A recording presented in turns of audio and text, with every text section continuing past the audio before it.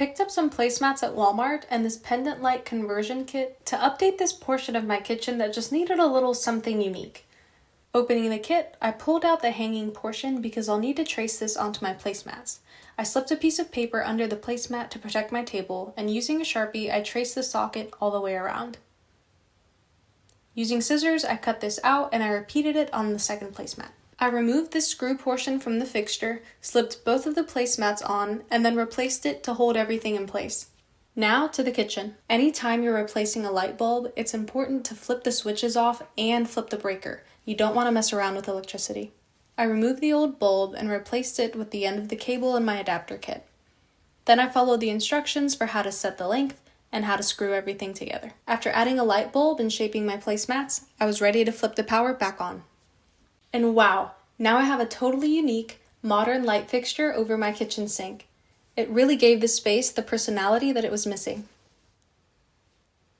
Start by turning your basket upside down and measure out the spot you would like to put the top of your lamp. I used some scissors and cut a small hole, just enough to put the base where the light bulb goes through, and I secured it with some zip ties. Next, you're ready to start wrapping the wire basket with your twine or rope. I used twine since I used a smaller basket. Start at the very top and work your way down, going all the way around. I secured it with super glue at the top and then hot glue in the middle. After wrapping all the way around it, I turned it upside down and I put hot glue on the inside of it as well to give it an extra layer of being attached and not falling apart. Once you have that complete, you are almost done. You add your light bulb and hang your pendant, and voila, you are all finished with your cute DIY light pendant that you made in under an hour. I found this basket for a few dollars at a barn sale and love the color and look of it. I do want to make a larger hole though in the bottom, so I'm going to use this round drill bit to cut out a nice section that's going to take out that damage and create a hole. To add the lamp, I just need to thread the cord through the hole until the piece holding the light bulb is snug against the basket. Next up, I want to do something to cover this dark cord. In the space where I'm going to put this hanging light, the dark cord is really going to stick out, so I want to make it a little softer looking. To make the cord cover, I just need a piece that's going to be wide enough so that when it's joined together, I can slip the cord right down through the middle. Now that I have my pieces cut, I need to join the two together. I'm going to put them right sides together and use a piece of fusing tape to hold them together without having to sew anything. I just need to slip a piece of the fusing tape between the two pieces of fabric and then hold my hot iron on it for a few seconds to melt it. Once it's melted, the two pieces of fabric are fused together and I didn't need to sew anything. The tube is done now and I can slip the cord right through the middle.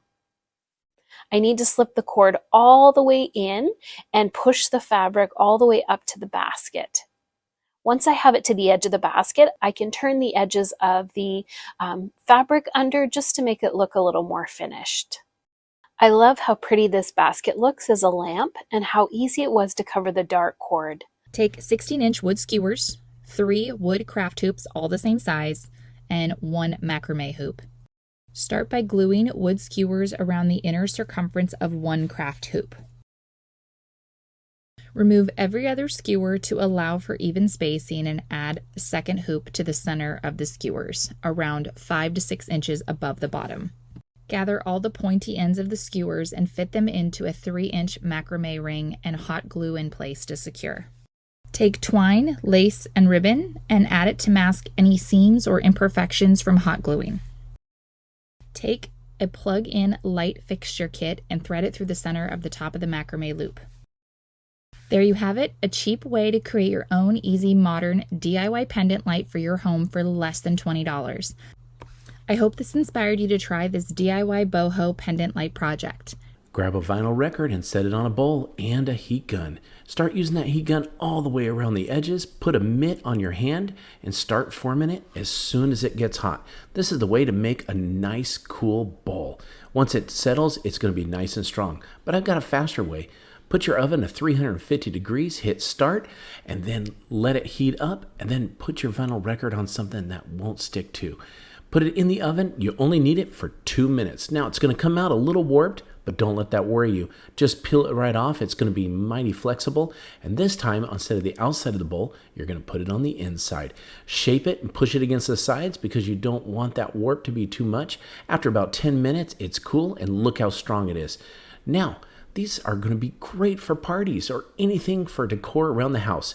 We can cut out the inside, maybe a couple inch hole saw like this. Once you get it all the way cut through, go easy, it's going to spin on you. Once you get it cut, you can grab a lamp kit, put it right through there, take the other washer and tighten it up on the inside, go ahead and install a bulb, and then you hang it up. Doesn't that look great as a holder and as a lamp? Next time you're at the dollar store, grab a large wreath form, 2 small wreath forms, and 1 3D wreath form. Assemble the 3D wreath form according to the instructions so you have a round wire globe. With some sharp wire cutters, start to cut the wire rings from each other on the large wreath form and the 2 small wreath forms. For this project, you're going to use the second to largest ring and the second to smallest rings from the large wreath forms. You will need the smallest ring from the smaller wreath forms. Take the second to largest ring and place in the center of the wire globe. Then, take 2 of the second to smallest rings and attach them horizontally midway between the center ring and the bottom of the globe. Finally, take the smallest rings and attach them horizontally to each end of the globe, securing with floral wire. Starting at the top of the globe, tie a piece of jute twine in a secure knot. Start to loop and weave the jute twine over and under one section of the wire globe. Once finished with one section, skip the section beside it and start to weave the jute in the next section in the same direction. Work your way up the globe and weave the jute in every other section. At this point, make sure you are still weaving in the same direction. I did my weaving horizontally as I worked every other section. Once you have the horizontal sections complete, start to weave the alternate sections vertically. I completed the weaving throughout the middle of the globe and left openings in the top and bottom of the globe for visual interest. When you have completed all of your looping and weaving, take a light cord and attach it to the top of the globe with the bulb hanging in the center of the globe. Use a very low wattage bulb such as a nightlight bulb or an LED bulb that does not get hot. Hang your woven jute light fixture from a hook on the ceiling and turn on the light. I hope this inspired you to create your own woven light fixture using dollar store wreath forms and jute twine.